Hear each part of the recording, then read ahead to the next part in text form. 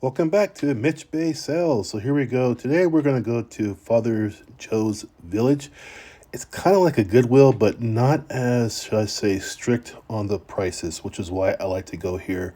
It's more of a looser environment, not so heavy with the corporate stuff, you see at Goodwill. So I like it here a lot, actually. I always look for the tags. There's always discounts every day. It's really cool. If you're into the books, that's okay, but always be careful about books you buy. I'm always trying to find books of antiquity for sure. Movies, I never have done very well with movies unless they're sealed and very popular. If you buy a movie for resale, it's a risk because it might be damaged or scratched or things like that. So I never recommend the movies.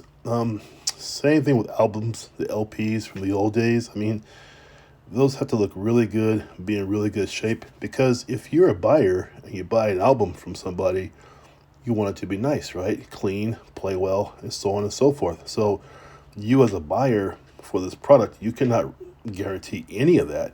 And you might get bad reviews on your site as well. So, here we go. I'm going to show you down the aisle here. One thing about all these stores, they're private, right? So, I'm very careful when I film inside these stores. It's want to show some respect. It's a private business. Anyway, so this little clock kind of caught my attention here and it looked kind of cool. So I always look underneath. I'm looking for some kind of stamp, some kind of marking. I can't show you here, but later on I looked at the markings. It wasn't anything that was exotic, but I'm always looking for marks or stamps or anything that would show some kind of antiquity. This didn't have it, so I just kept on walking. Even with that price of $14, I knew it wasn't nothing of antiquity. I rarely buy glass.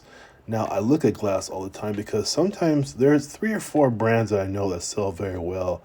This is one of my favorite areas. It's a little hardware area. I always buy some hardware type devices here in these bins. It's really good. If you just, I've done quite well with these little bins. I go to this Father Joe's about once every month or so. So when I go there, it's always stuff to sell. I always find resale items here.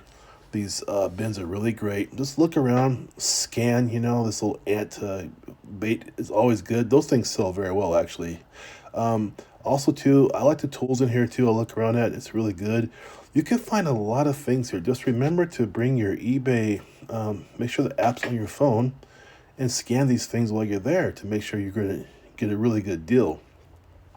Also, like me, if you have bad eyes, make sure you bring your glasses. I forgot my main pair, but I had a backup pair in the car, so I had to run outside and get them really quick.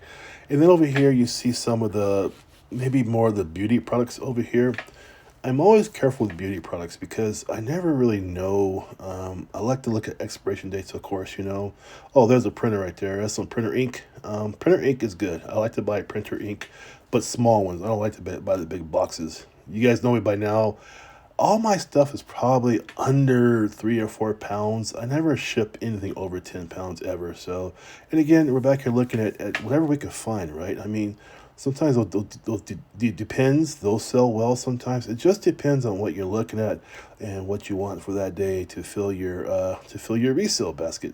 This is good too, but you gotta sell those in lots, like 3 or 4 at a time to make some money.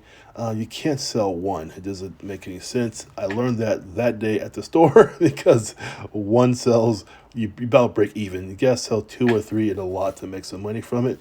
That right there is some kind of a stool, so I wanted to look at it. I wanted to investigate it, so I put that in my cart too as well. And you guys should know by now, everything I put on my cart, I'm not buying. I'm going to put it into the back of the store. I'm going to research it for you. That's what I'm going to do and see if we can make any money from it. Normally, I just put it in my cart. I will scan it right there and put it back on a shelf. But because I'm making you a video, I'm just scanning it and I'm going to put it in the cart, put it somewhere in the corner of the store, and we're going to look at the stuff together, okay? Anyway, so interesting little brush for a tongue brusher. Interesting, but again, look at that damage. You got to be careful in these stores. Be very careful. Sometimes stuff is open, you can't see it or damaged. Look at these things very carefully because once you buy, you can't get a refund. Never get a refund. That's a brand name. I forget the name of that product. That's a brand name product, but it was too small, so I knew I couldn't make a dime from it, so I said no. Remember, you're looking for resale value. You're not looking to bring it home for yourself, right? These are all resale values. So you have to think all the time, how can I make a dollar or two from each of these sales, right? That's candy. I never sell food. I never sell candy. I don't care if it's brand new off the shelf. I just don't do it. There's too many risks involved with human consumption of your product. I don't want to do that. Here we go with electronics. Now, electronics are a little tougher because most of them don't have barcodes. But people who buy electronics from you already know what they're doing. They know what they need. They know what they want. Just make sure if you're going to buy electronics, you know what the brand is, you know how popular it is, and how much in demand is needed. Okay, and this is the photographs. Nice little portrait I saw there. Someone had a drawing done of them in 1983. Very nice, I thought. So as you can see, Father Joe's has a lot of stuff. Very easily able to compete with Goodwill. These Star Wars figurines, no, they're outdated. They're nice, all nicely packaged and sealed, but do not buy those. You will lose every time because they are not popular. Nobody wants them. That's why they're there in large numbers and quantities. So keep on going from there. And so we're going to keep on looking in Father Joe's store here. I do like like the baseball. Those are kind of cool, right?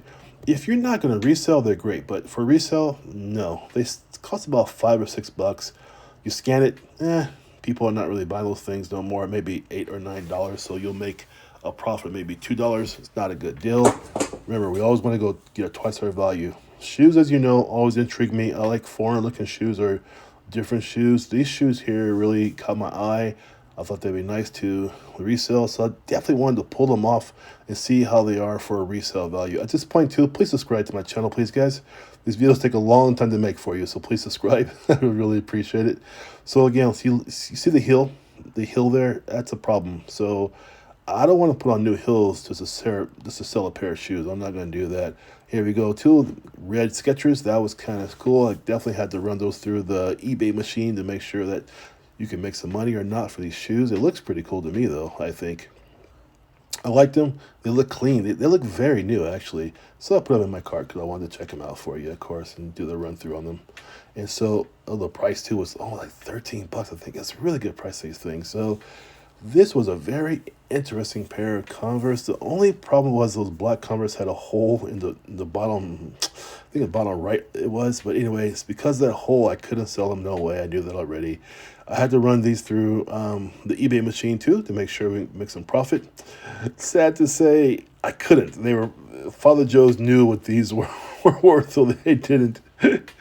They knew if I bought them, that'd be too much money for me. So I did scan them later on. They weren't worth the resale, of course. And here we go again. These shoes I thought were very interesting, so I want to show you. Now I'm doing this with two phones. It's kind of it's kind of hard. I put the one phone down below and I record my actions with the other phone so you can see what I'm doing. I'm trying to find a shoe that looks like this shoe, but it's the brand name is great, right? But I couldn't find the exact shoe, and the reason why I wanted to find the exact shoe was because I knew to sell this shoe, I'd have to get new heels on the back, so I didn't want to invest in heels if I couldn't understand the price of this shoe exactly as it is. So I kind of passed on this shoe here, but I like doing these videos for you to show you how this thing works, how the eBay app works for you to your advantage. This is why I do this. It's really a powerful app to use if you know how to use it. I'm going to keep on showing you guys how to do it. The shoe looks good though. I mean, you can tell it's not a bad shoe, right? I mean, it has some little bit of wear and tear, but those heels are just killing me. I just can't. That's going to kill me with resale. So I know I got to get a new heel for that. It might cost me like, what, $15-$25, who knows?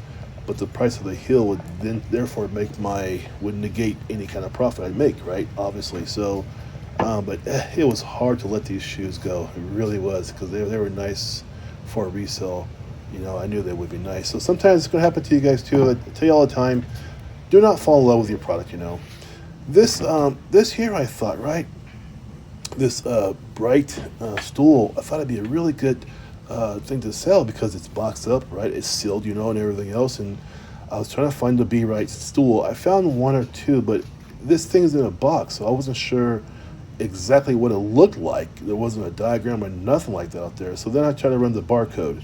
You will see this sometimes. Not every barcode will match your eBay app. Usually it's like a foreign barcode, or it could be another store barcode, but sometimes you run across that. So that's my show for Father Joe's Villages. Okay, please subscribe and comment, and always, as always, please like. Thank you very much, you guys. Have a good day. Bye bye.